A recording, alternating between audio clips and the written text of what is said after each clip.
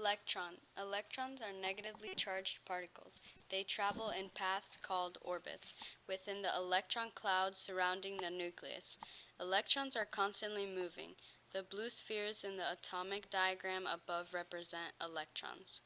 Different atoms have different combinations of subatomic particles. However, there are some general rules regarding the electronic charge of an atom. If the number of protons equals the number of electrons, the atom does not have the electrical charge in its neutral. It is neutral. In other words, the positives and negatives balance out. If there are more protons than electrons, the atom is positively charged.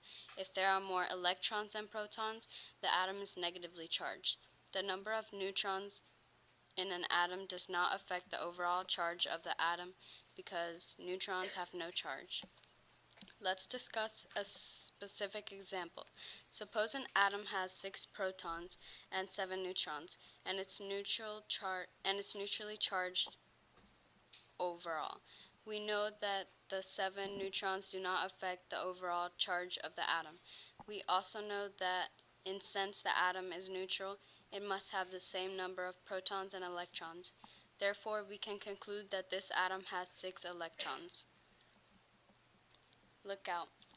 As they circle outside the nucleus, electrons spin billions of times every second. Due to the extremely fast speed at which they move, the path that electrons travel is not the same each time.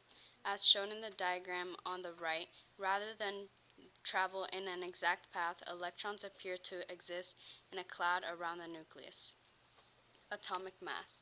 Protons and neutrons have similar masses. Each proton and neutron has a mass of approximately 1.67 times 10 to the negative 27 kilogram.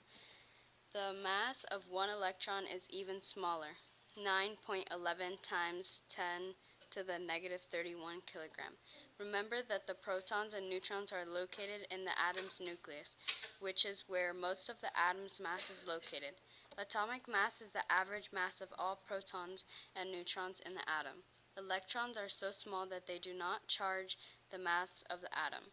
They do, however, take up a large amount of volume in the atom. The following formula can be used to find the average atomic mass, where P equals number of protons and N equals number of neutrons. P plus N equals average atomic mass.